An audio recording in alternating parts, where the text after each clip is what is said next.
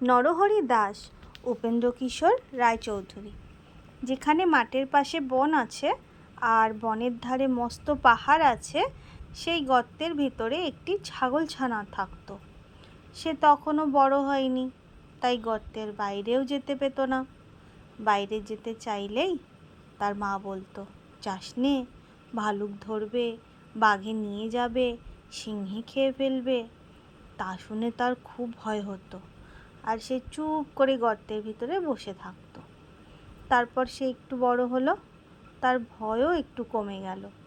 তখন তার মা বাইরে চলে গেলেই সে গর্তের ভেতর থেকে উঁকি মেরে দেখতো। শেষে একদিন একবারে গর্তের বাইরে চলে এলো। সেইখানে এক মস্ত ষাঁড় ঘাস খাচ্ছিল। ছাগলছানা এত বড় জন্তু কখনো দেখেনি, কিন্তু তার শিং দেখেই সে মনে করে নিল ওটাও ছাগল। খুব ভালো জিনিস খেয়ে এত বড় হয়েছে। তাই সে ষাঁড়ের কাছে গিয়ে জিজ্ঞাসা করলো, হ্যাঁ গা, তুমি কি খাও? ষাঁড় তখন বলল, আমি ঘাস খাই। ছাগলছানা বললে, ঘাস তো আমার মাও খায়, সে তো তোমার মতো এত বড় হয়নি। ষাঁড় বললে, আমি তোমার মায়ের চেয়ে ঢের ঢের ভালো ঘাস অনেক বেশি করে খাই। ছাগলছানা বললে, সে ঘাস কোথায়? ষাঁড় বললে, ওই বনের ভেতরে। ছাগলছানা তখন বললে, আমাকে সেখানে নিয়ে যেতে হবে। এ কথা শুনে ষাঁড় তাকে নিয়ে গেল। সেই বনের ভিতরে খুব চমৎকার ঘাস ছিল। ছাগলছানার পেটে যত ঘাস ধরল, সে তত ঘাস খেলো। খেয়ে তার পেট এমন ভারী হলো যে সে আর চলতেই পারে না। সন্ধে হলে ষাঁড় এসে বলল, এখন চলো, বাড়ি যাই। কিন্তু ছাগলছানা কি করে বাড়ি যাবে? সে তো চলতেই পারে না। তাই সে বলল, তুমি যাও, আমি কাল যাব।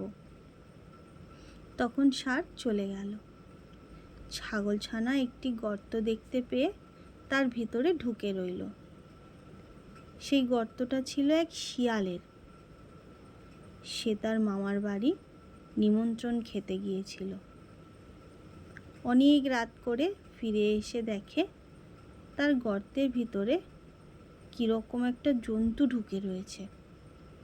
ছাগলছানাটা কালো ছিল, তাই শিয়াল অন্ধকারে ভিতরে ভালো করে দেখতে পেল না।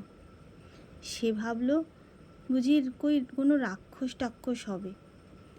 এই মনে করে সে ভয়ে ভয়ে জিজ্ঞেস করল, গর্তের ভিতরে কে ও? ছাগলছানা ভারী বুদ্ধিমান ছিল।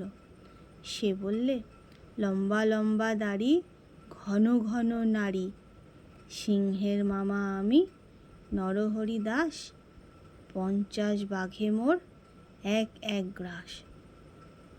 শুনেই তো শিয়াল বাবা গো বলে সেখান থেকে দে ছুট। এমন ছুট দিল যে একবারে বাঘের ওখানে গিয়ে তবে সে নিঃশ্বাস ফেললে। বাঘ তাকে দেখে আশ্চর্য হয়ে জিজ্ঞাসা করলে, কি ভাগ্নে, এই গেলে আবার এক্ষুনি এত ব্যস্ত হয়ে ফিরলে যে? শিয়াল হাঁপাতে হাঁপাতে বললে, মামা, সর্বনাশ তো হয়েছে। আমার গর্তে এক নরহরি দাস এসেছে। সে বলে কিনা যে 50 বাঘে তার এক গ্রাস। তা শুনে বাঘ ভয়ানক রেগে গেলে। বটে, তার এত বড় স্পর্ধা। চল তো ভাগ্নে, তাকে দেখাবো কেমন 50 বাঘে তার এক গ্রাস। শিয়াল বললে, আমি আর সেখানে যেতে পারবো না। আমি সেখানে গেলে যদি সেটা হাঁ করে আমাদের খেতে আসে, তাহলে তুমি তো 2 লাফেই পালাবে। আমি তো তেমন ছুটতে পারবো না, আর সে বেটা আমাকেই ধরে খাবে। বাঘ বললে, তাও কি হয়? আমি কখনো তোমাকে ফেলে পালাবো না। শিয়াল বললে, তবে আমাকে তোমার লেজের সঙ্গে বেঁধে নিয়ে চলো।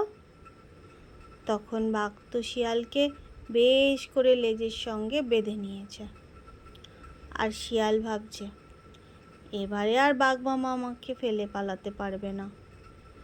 এমনি করে তারা দুজনে শিয়ালের গর্তের কাছে এলো।